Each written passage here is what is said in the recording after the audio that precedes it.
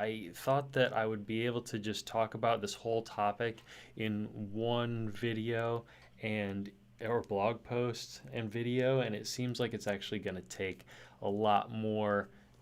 It's just expanding to really talk deeply about each of the parts of following through, because this is something that I struggle with. Even if you know the strategies, just like everything else with ADHD and being an atypical thinker, these are things that you're always dealing with. You never have it under control, and you never have to think about it again. So it's important to revisit these things and really get in depth and talk about them enough that you find your own personal way of talking about it to yourself so that it comes up in the situation organically and reflexively. Whatever mantra you can craft from this, whatever words speak to you, you've got to keep on working on that and sort of like kneading that dough until you get your own personal, most delicious buttery rolls. So, the first part that I wanted to go into in following through was what was the challenge of being overcommitted. And to start off with, being overcommitted makes us feel that we're spread too thin, that we're always rushing to get everywhere. It's one of the reasons that I think we become afraid of our calendars, because we see all of these colorful events, and we've tried so hard to make our calendar functional and work for us and send us notifications, but it becomes totally overwhelming, especially if we're used to overcommitting. And really, for atypicals, one of the biggest challenges or one of the biggest pitfalls when we talk about overcommitting is our desire to say yes. And that comes from a lot of different sources, but I think we tend to be people pleasers because, a lot of times we're trying to fit in and do things right in a neurotypical sense, and it's and so but we fail often, especially when we have unmanaged ADHD symptoms, and so we're getting hammered, we're getting punished a lot, and so that just increases our desire to try to figure out how to please other people.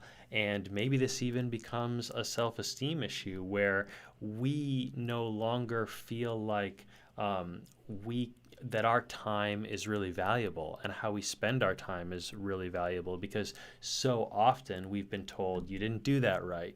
Look at this other person, this neurotypical person, they're doing it right, why can't you do it like that? And so this can cause us to really devalue our time and want to say yes to others and invest our time and our efforts in their projects, because at some fundamental level we can often feel like, well, they're naturally going to be doing this better than I ever could. And that can be really damaging for us. So getting spread too thin and overcommitting comes not only from wanting to please others, but also because of from wanting to please others, we tend to say yes right away. We really tend to be the kind of people that want to make other people happy. But if we get caught in this trap where we're constantly saying yes without considering our other obligations and our own personal goals, which are valid and valuable, at least to us, they have to be valuable to us, then we end up not following through, and that's going to continue to hurt our self-esteem and also our relationships with other people. So what we want to do is reduce the times that we commit to something and don't follow through, and increase the times, therefore, that we are following through. So remember that your time is valuable. No one else thinks,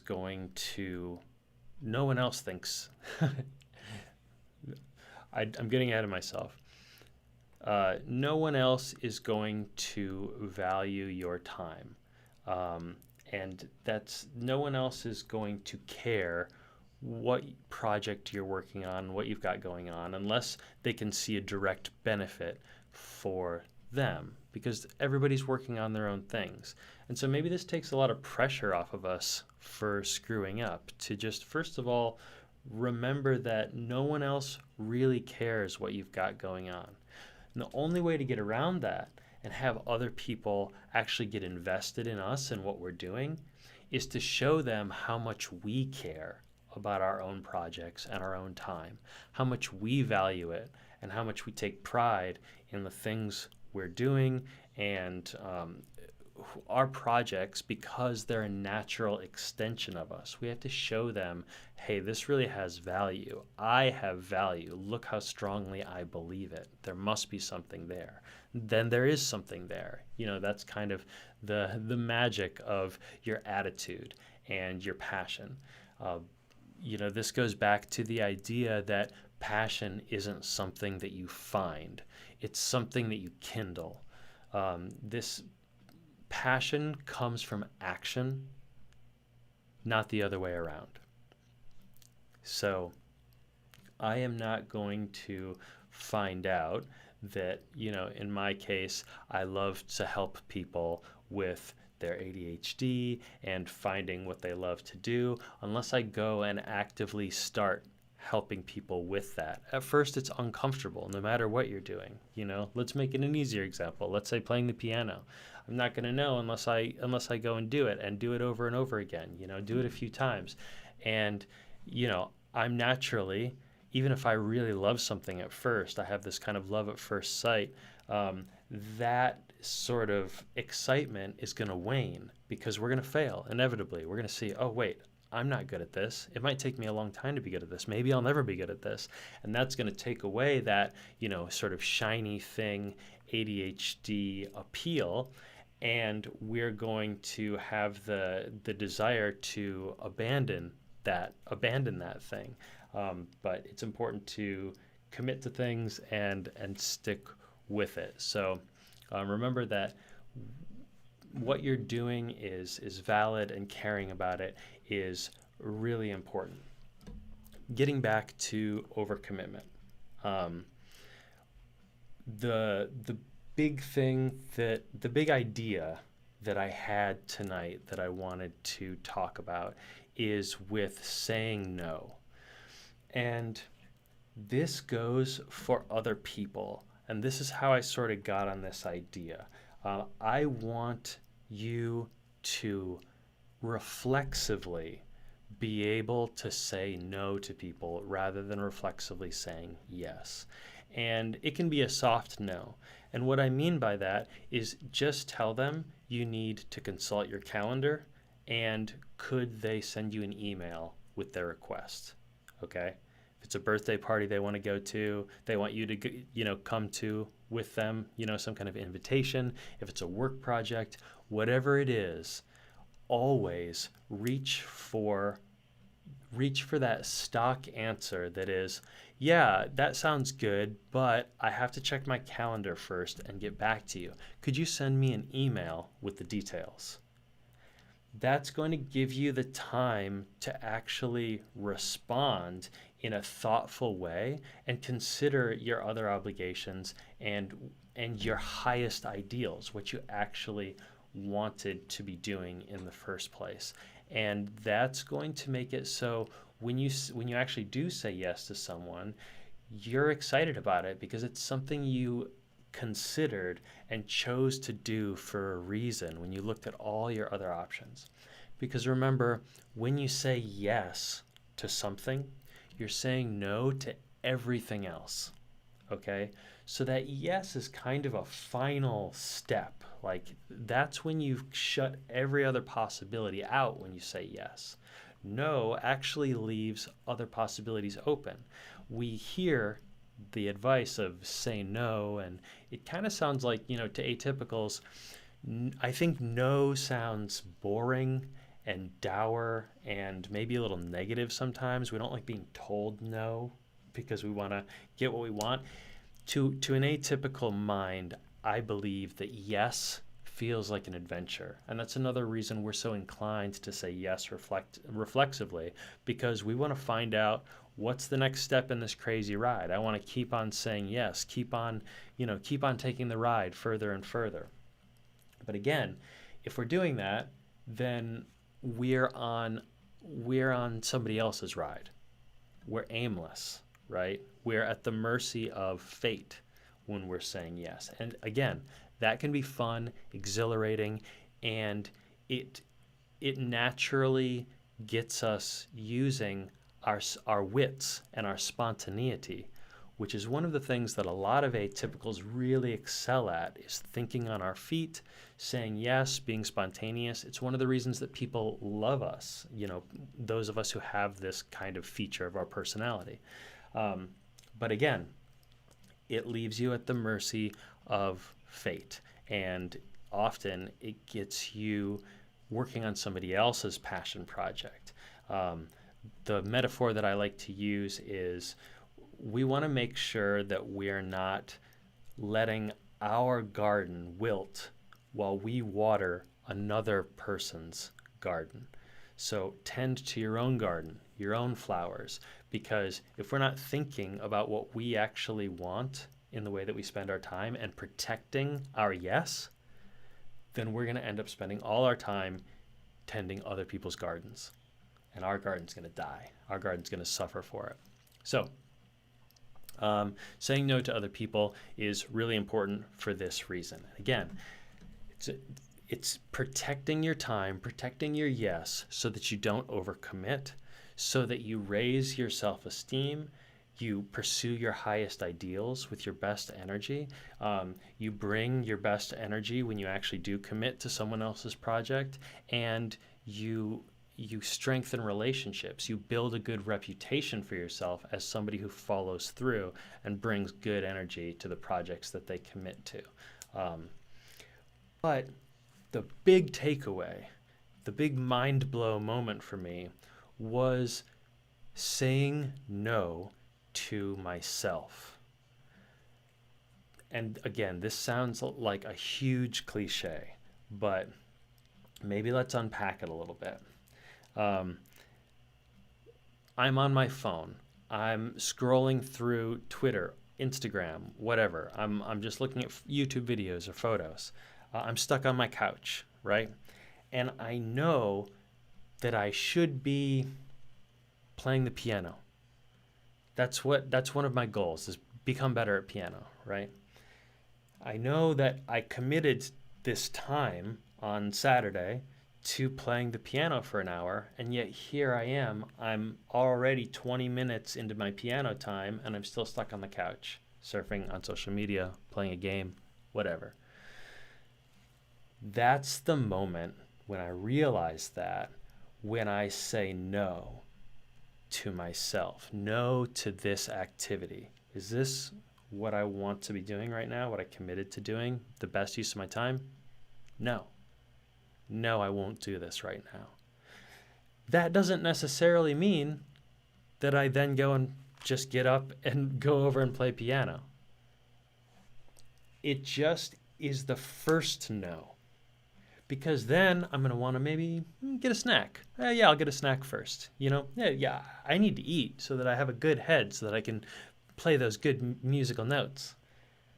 So then I go get a snack. I'm opening the refrigerator, and I realize, no, this is another distraction. This is another way that I'm justifying not using my time in the way that I had intended to, in the way that I know I'm excited about.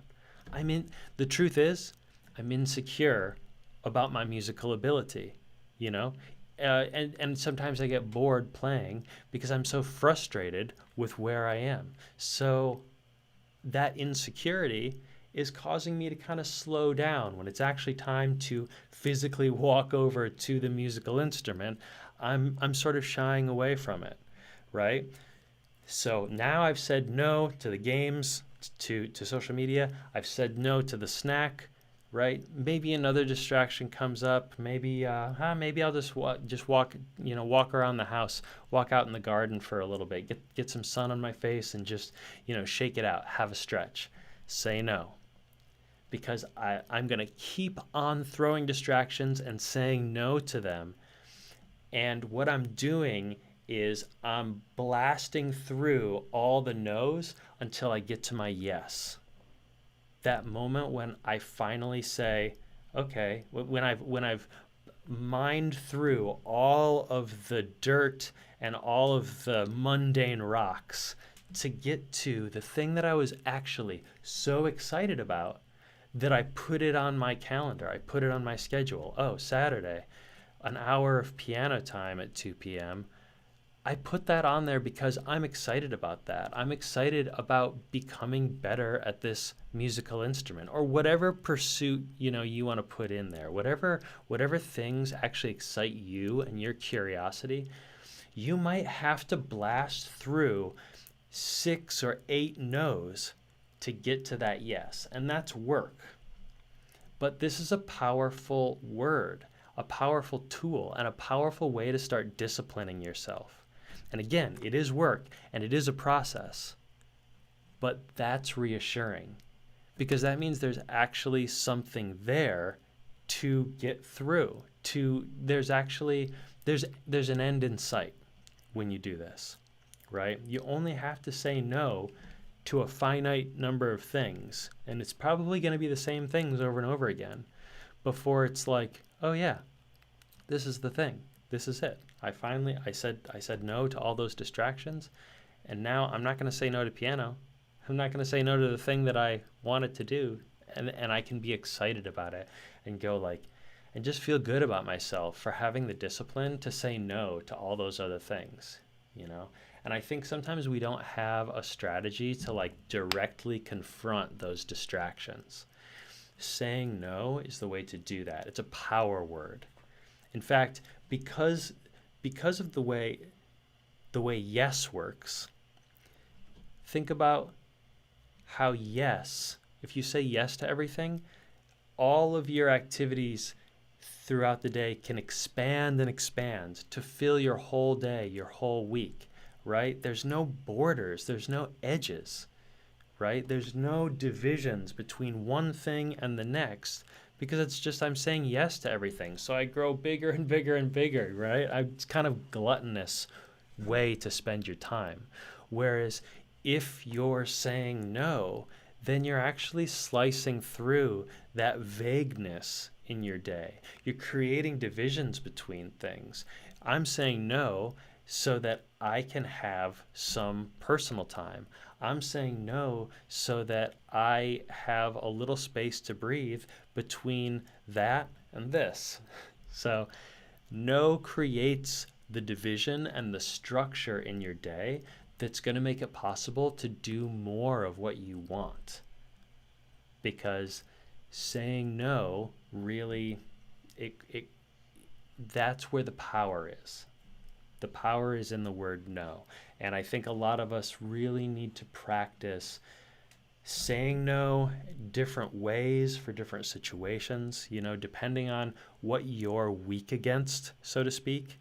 Because a lot of times it's easy to manipulate us if we're people pleasers into doing things. And so look at the ways that you typically get manipulated into spending your time in a way that you didn't necessarily want. Figure out where those weaknesses are, and figure out the most effective way for you to say no, the most effective mantras that you can have. And like I said, saying no, I always need to look at my calendar. Can you give it to me in writing, in an email? That's great for other people, and it's also can be adapted to saying no to yourself.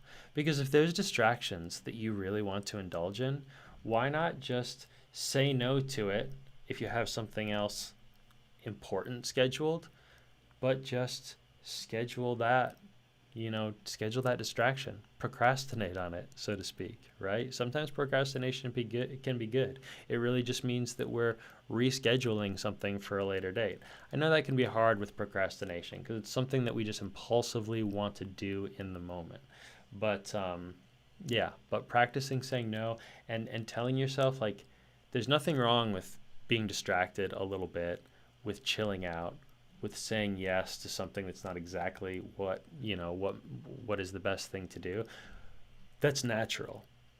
But we want to always work to limit that time and to be aware of how much space that unchecked yes time, how much space that really is allowed to take up in our lives, because it doesn't have any nutritional content. It's just a formless mass when we just say yes. It's mindless. When we say no, we really are expressing an intention.